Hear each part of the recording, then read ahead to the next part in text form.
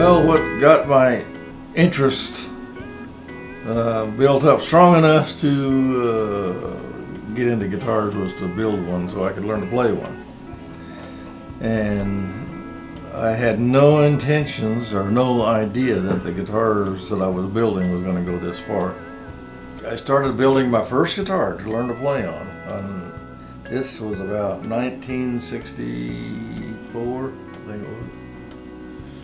And it wasn't much of a guitar, but it was something I could learn on.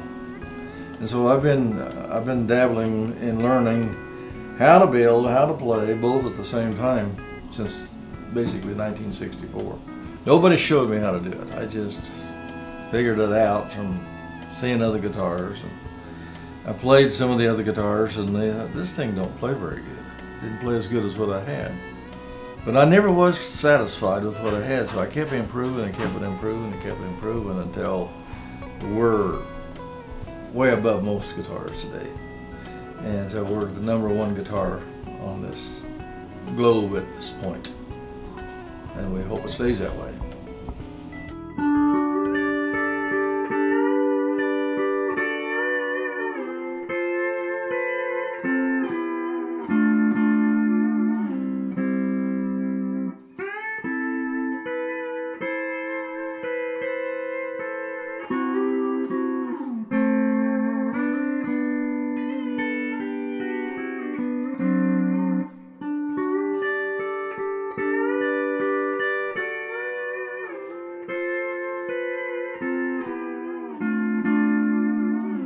There was times it got tough, but my wife helped me. She was awesome. When I was working at the Colorado School of Mines, I would set machines up, and she'd run parts during the daytime while I was out there.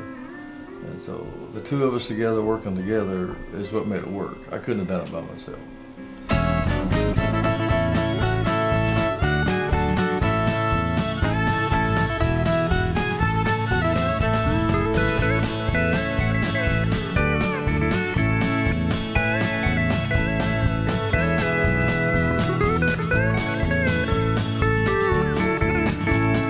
Yeah, we're located 110 miles east of Denver and then 20 miles north right now.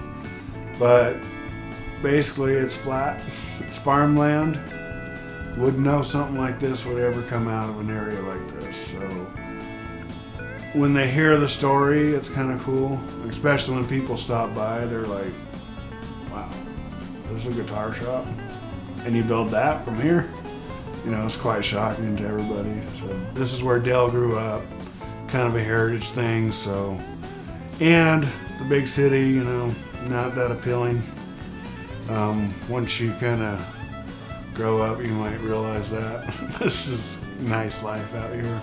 I like the quiet. I mean, it's nice. I live in Vona, which is just small as can be, but I can walk out on my front porch in town and see all the stars at night. The biggest tool that we have is word of mouth.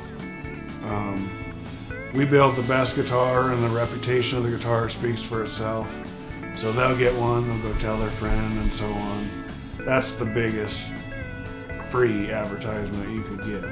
We ship to England, Ireland, Vietnam. Recently had a gentleman from Cuba, but with the embargo, we're kind of like, no. Tough, gonna have to figure out how to do that one. But Canada, we have dealers there. We ship several guitars there every month. Just all over the place. Australia, we've shipped a few there. We have steel guitar players everywhere. It's pretty neat. So it's just really, wherever you're at, we'll ship it to you. If UPS will go there.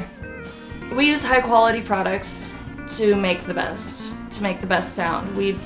Dell and Mike have experimented with several types of materials, several wood types, several just processes that didn't seem to work out, and then through the process, now we have 3 different types of guitars, the G2 being the best because they have fine-tuned several things. It's one of our new colors, plum purple. Pretty. Kind of interesting. We've started experimenting with a lot of new colors over the last year. still black's classic. It sells, and everybody wants a black guitar. So yeah, they're custom made guitars. So you call in an order, we build it. I mean, we'll put some, like, if these don't sell at the show, which I'm sure they will, we'll put them on the website when we get back.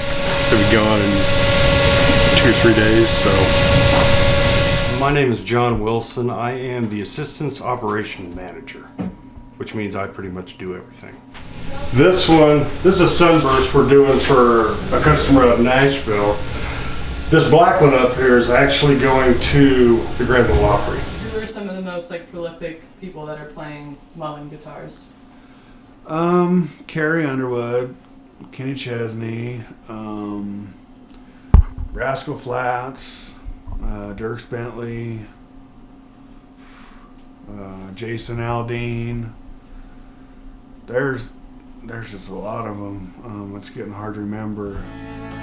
Then we have one of the greatest guitar players there is right now, Tommy White, and he plays for the Grand Ole Opry. He's the staff steel guitar player, so he's got our guitars and endorses them, and he really does a lot as far as exposure goes, and everyone that goes into the Opry gets to see it. And Tommy White's player there, yeah, it's his guitar, his personal little lacquer that I've been working on for 5 months now. So yeah, I've done it and redone it. It's got to be perfect before it goes out of here, because it's going to be seen by everybody that plays steel guitar will see this guitar.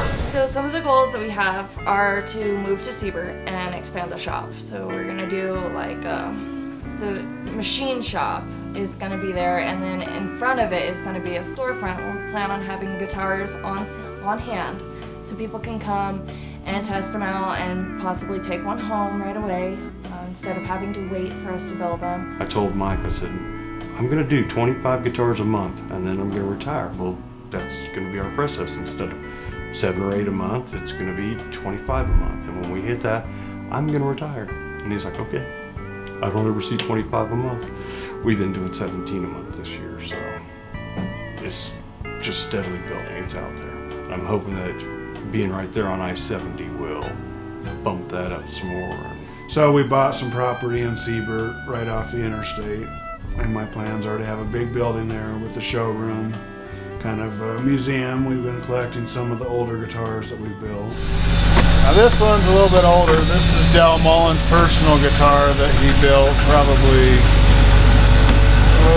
35 years ago, 30 years ago maybe. So that's what we're building here.